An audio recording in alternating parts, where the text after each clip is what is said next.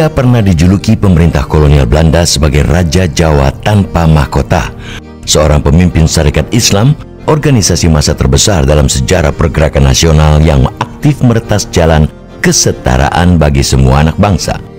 Dia, Haji Omar Said Cokro Aminoto, juga merupakan salah satu peletak fondasi awal bangunan Republik yang pernah menjadi bapak bagi sejumlah tokoh pergerakan kebangsaan Indonesia. Mari kita bersama-sama melakukan perlawanan atas ketertindasan agar semua rakyat Nusantara tidak lagi dipandang sebagai seperempat manusia. Haji Omar Said Cokro Aminoto atau HOS Cokro Aminoto dikenal luas dalam lintasan sejarah nasional sebagai seorang guru bangsa yang pernah menjadi pemimpin Sarekat Islam atau SI dari tahun 1914 hingga 1934. Lahir dari keluarga bangsawan di Bakur, Madiun, Jawa Timur pada 16 Agustus 1882, Omar Said Cokro Aminoto sebenarnya menyandang gelar Raden Mas pada namanya. Namun di kemudian hari, Cokro yang dikenal sangat membenci feodalisme membuang gelar ini. Ayah Cokro Aminoto, Raden Mas Cokro Amiseno, adalah seorang wedana atau asisten bupati. Sedangkan kakek Cokro Aminoto, Raden Mas Adipati Cokro Negoro, pernah menjadi Bupati Ponorogo. Kan gelarnya itu Raden Mas nih, tapi dihilangkan, lebih seneng Haji Umar Said Cokro Aminoto. Yang Cokro Aminoto itu menganut paham yang menurut prinsip agama Islam itu semua orang di muka Allah sama. Jadi tidak ada bangsawan, tidak ada rakyat, semua harus sama. Jadi waktu zaman penjajahan itu bawahan ke atasan, ke misalnya pegawai kabupaten ke bupati itu menyembah, itu sangat tidak setuju. Pada tahun 1902, Cokro Aminoto lulus dari Opleiding School voor Inlandse Ambtenaren atau OSVIA di Magelang. Setamat dari sekolah pegawai pemerintah kolonial Hindia Belanda ini, Cokro sempat bekerja sebagai pegawai di Kabupaten Ngawi. Namun, karena tidak menyukai sistem dan budaya feodal yang masih kuat di pemerintahan, Cokro Aminoto memutuskan meninggalkan pekerjaan dan karirnya sebagai pegawai pemerintah. Cokro kemudian sempat bekerja menjadi kuli di Pelabuhan Semarang, sebelum akhirnya pindah ke Surabaya pada tahun 1907 dan bekerja di beberapa perusahaan Belanda. Yang sangat tidak setuju itu waktu itu mertuanya. Kalau istrinya itu nggak masalah. Jadi yang Putri Cokro itu nggak ada keberatan apa-apa. Tapi yang keberatan mertuanya yang waktu itu jadi patih. Itu ya, patih jadi pegawai Pamong Prajanya Belanda gitu. Sangat tidak setuju yang Cokro itu sekolahnya sekolah Pamong Praja, kok nggak mau jadi pegawai pemerintah gitu loh. Saat bekerja di sebuah pabrik gula di Surabaya, Cokro Aminoto yang sering menulis di beberapa surat kabar dan majalah telah dikenal sebagai seorang yang kritis dan radikal. Cokro juga aktif menjalin komunikasi dengan sejumlah ulama dan tokoh pergerakan, salah satunya dengan Haji Saman Hudi, pendiri dan pemimpin Sarekat Dagang Islam SDI. Selama beliau ini di Surabaya, nampaknya kemampuan menulis beliau itu menjadi sangat baik. Beliau itu kemudian sering menulis di surat kabar begitu, dan namanya menjadi sangat terkenal. Nah, ini nampaknya yang kemudian dipantau oleh pengurus Sarekat Islam yang saat itu memang sudah berdiri di Surakarta. Kemudian yang kedua, Pak Cokro ini memiliki keberanian, terutama untuk menentang ya budaya feodal itu, dan juga beliau menyerukan adanya kesetaraan antar manusia begitu ya. Nah, ini yang nampaknya menarik perhatian para pengurus Sarekat Islam di Surakarta, sehingga kemudian pada tahun 1912 ada utusan dari Surakarta, ya, utusan Syarikat Islam yang waktu itu dipimpin oleh Pak Samanhudi untuk datang ke rumah Pak Cokro yang saat itu ada di Surabaya. Nah, pada saat itulah kemudian Pak Cokro diajak untuk bergabung dengan Syarikat Islam. Pada tahun 1912, Haji Samanhudi mengubah nama Syarikat Dagang Islam menjadi Syarikat Islam atau SI. Saat itu, Cokro sendiri terpilih sebagai Ketua Cabang SI Surabaya dan dipercaya menjadi pemimpin redaksi utusan Hindia, surat kabar terbitan Syarikat Islam.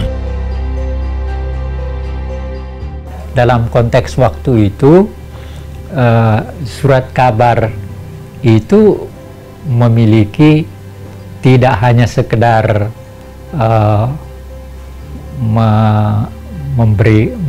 memuat berita dan sebagainya, tapi juga sebenarnya alat pendidikan.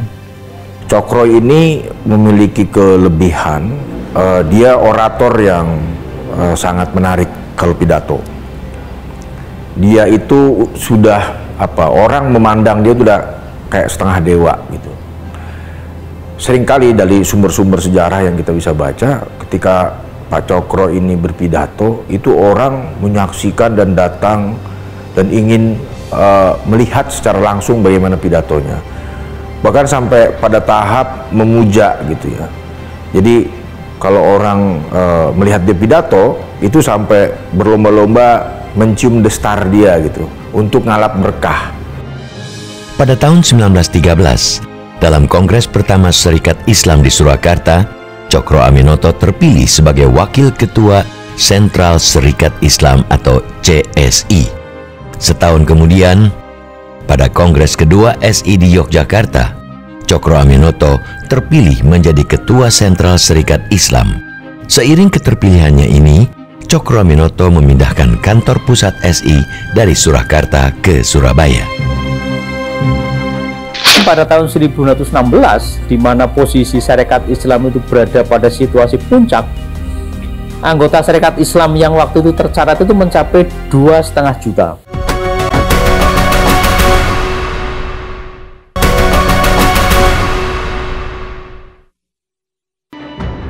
Karisma besar Cokro Aminoto sebagai orator dan tokoh radikal penentang feodalisme yang aktif menyuarakan pesan kesetaraan bagi semua warga Hindia Belanda dengan cepat memikat banyak warga Bumi Putra untuk bergabung dengan Syarikat Islam. Pada akhir tahun 1914, jumlah anggota SI mencapai sekitar 400.000 orang. Nampaknya Pak Cokro ini memang melihat terutama terkait dengan aspek Islam. Jadi di tengah situasi penjajahan yang yang saat itu sangat menekan, Pak Cokro nampaknya belajar mempelajari secara detail apa itu sebenarnya semangat yang ada di dalam Islam dan bisa dijadikan salah satu ideologi untuk melawan penjajah Belanda. Itu yang pertama. Kemudian kontribusi yang kedua dari Pak Cokro adalah menjadikan Syarikat Islam itu sebagai organisasi modern dan kemudian didaftarkan kepada pemerintah kolonial sebagai sebuah organisasi yang resmi dia. Nah, setelah itu memang karena Syarikat Islam itu kemudian dijadikan sebuah organisasi yang legal, itu mengalami perkembangan yang sangat luar biasa. Sekitar tahun 13, 14 itu ya, 15 lah atau 15 itu mulai tumbuh kesadaran baru di sebagian elemen Syarikat Islam untuk membawa organisasi itu menjadi lebih progresif, ya, lebih revolusioner, lebih progresif gitu, dengan melakukan aliansi dengan kelompok pekerja buruh dalam hal ini, ya kan? Jadi tidak semata-mata menghimpun orang yang satu agamanya, tapi juga ada pembelaan kepada kaum-kaum marginal, mustadafin, kepada kaum-kaum yang lemah. Dengan memanfaatkan kedekatannya dengan Douwe Adolf Ringkes, penasihat gubernur Hindia Belanda untuk urusan Bumi Putra, Cokro Aminoto berhasil mendapatkan dukungan untuk mendirikan cabang-cabang Syarikat Islam di berbagai daerah. Hanya dalam waktu 4 tahun setelah didirikan, Syarikat Islam telah memiliki 180 cabang di berbagai pelosok wilayah Hindia Belanda. berkembang, Sarekat Islam bisa berkembang terus ke seluruh, boleh dikatakan ke seluruh Indonesia akhirnya, ya. Dan itu karena Cokro Aminoto. Dalam upaya membawa Sarekat Islam ke level nasional, kepengurusan Cokro merancang 8 program untuk semakin memperjuangkan hak rakyat, salah satunya penghapusan kerja paksa.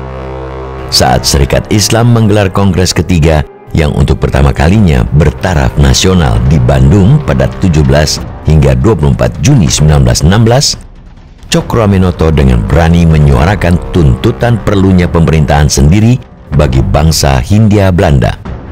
Tuntutan ini disampaikan Cokro dengan mengacu pada Undang-Undang 23 Juli 1903 yang memuat keputusan Ratu Wilhelmina terkait perlunya tiap-tiap karesidenan membuka kemungkinan mencapai pemerintahan sendiri.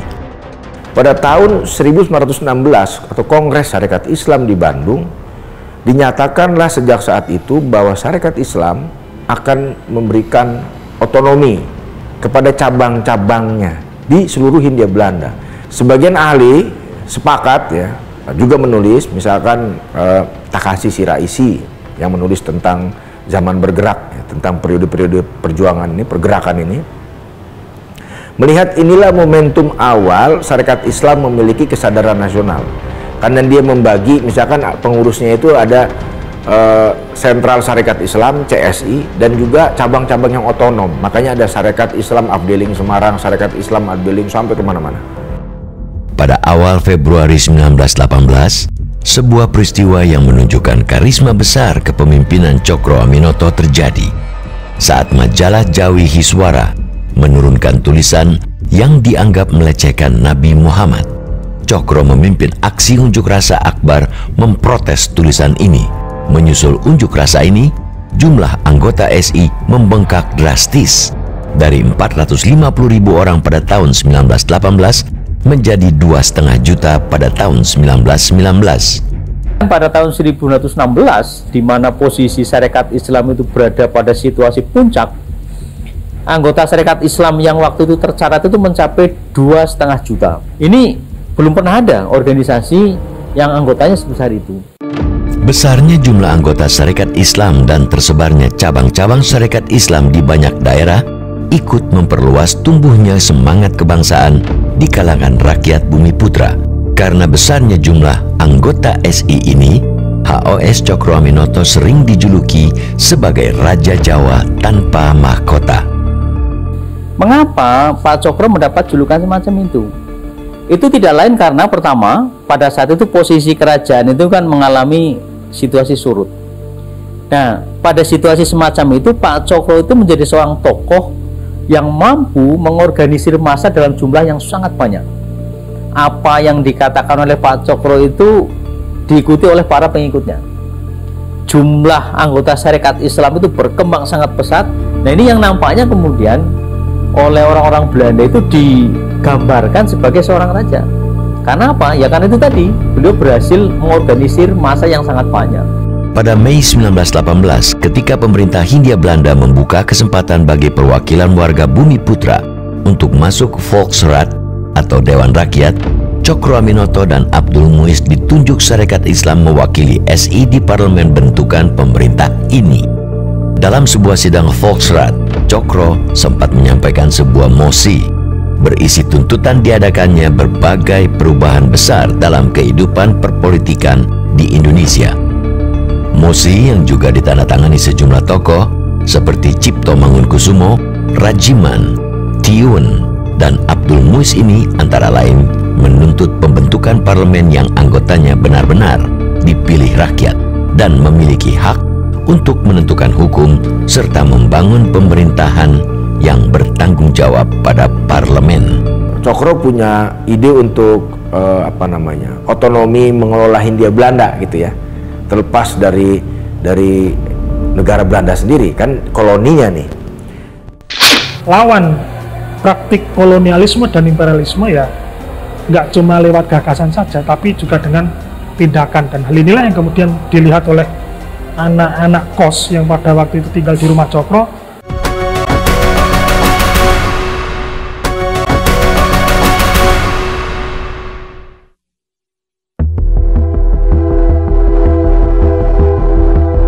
Meski dikenal sebagai pemimpin organisasi massa terbesar di Hindia Belanda, Cokro Aminoto dikenal sebagai orang yang selalu hidup sederhana.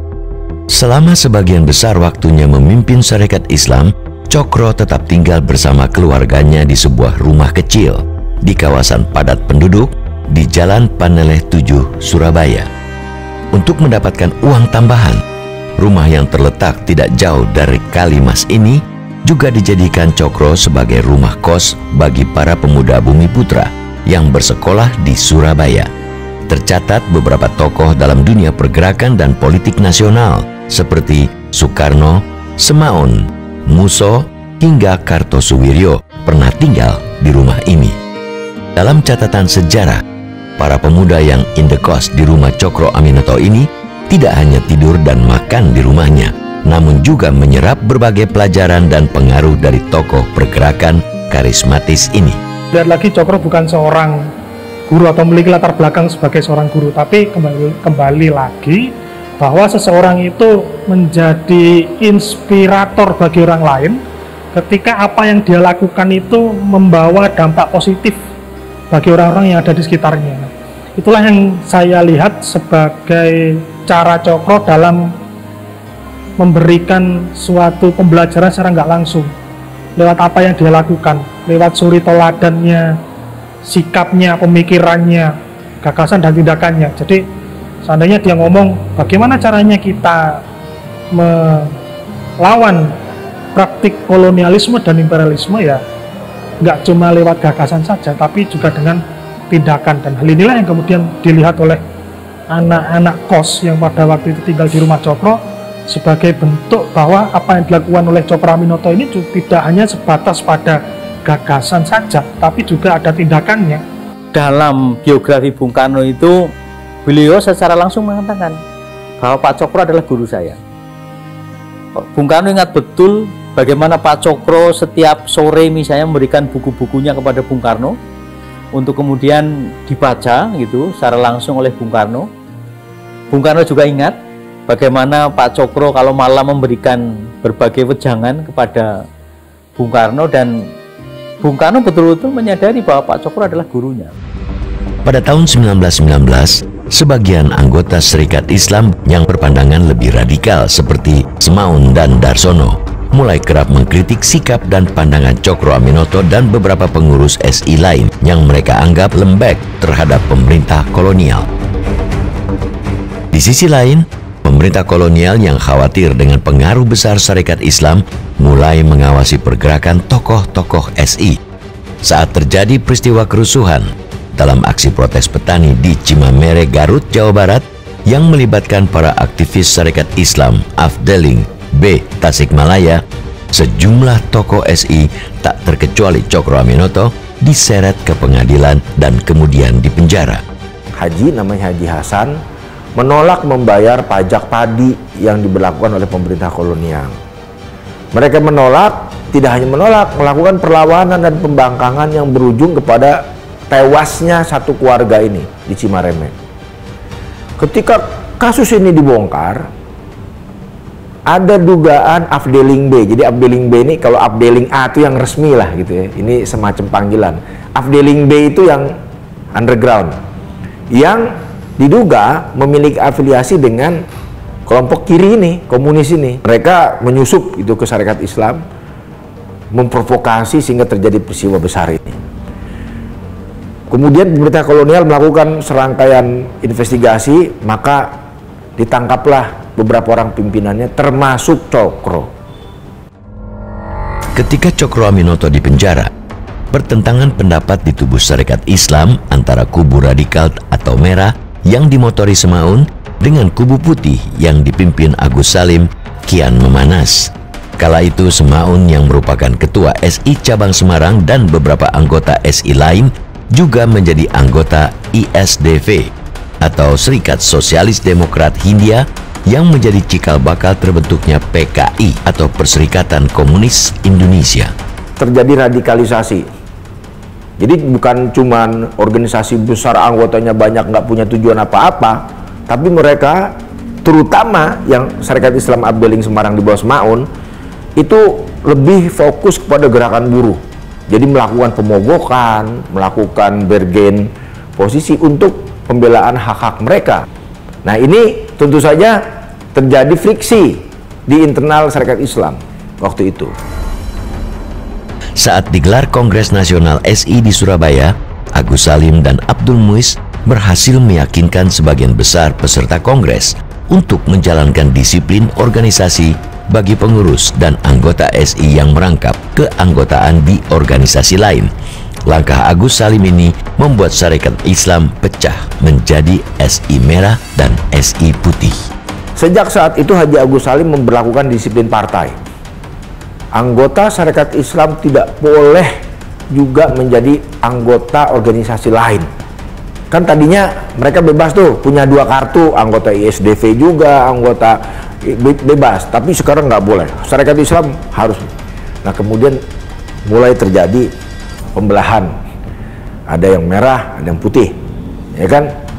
Yang merah kemudian berkembang terus menjadi Partai Komunis Indonesia pada tahun 1920.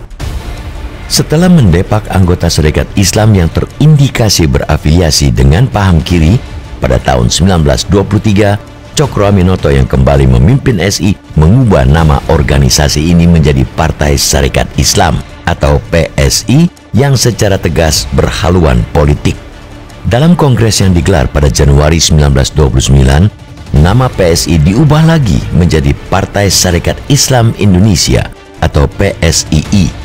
Dalam kongres ini, Cokro Aminoto kembali terpilih sebagai ketua umum. Namun, pada saat ini, masa kejayaan Sarekat Islam sudah surut. Kehadiran organisasi dan partai-partai baru semisal Partai Nasional Indonesia atau PNI yang dipimpin Soekarno lebih berhasil menarik minat banyak anggota. Setelah beberapa tahun tinggal di Yogyakarta pada 17 Desember 1934, Cokro Aminoto meninggal dunia dan dimakamkan di kota ini. Pada tahun 1961, Presiden Soekarno menetapkan sang guru bangsa ini sebagai pahlawan nasional. Meski tak sempat menikmati alam kemerdekaan yang diperjuangkannya, pengaruh dan sumbangan Cokro Aminoto bagi perjuangan bangsa Indonesia untuk berdiri di atas kaki sendiri sangat besar. Beliau adalah seorang pejuang yang sangat gigih memperjuangkan kemerdekaan Indonesia, dan ada satu yang patut kita teladani karena sifat egaliter beliau. Artinya beliau itu seorang manusia yang memperlakukan manusia sebagai makhluk yang sama, makhluk yang setara. Di sini kita bisa melihat bahwa Pak Cokro adalah seorang tokoh yang sangat menjunjung tinggi nilai-nilai kemanusiaan.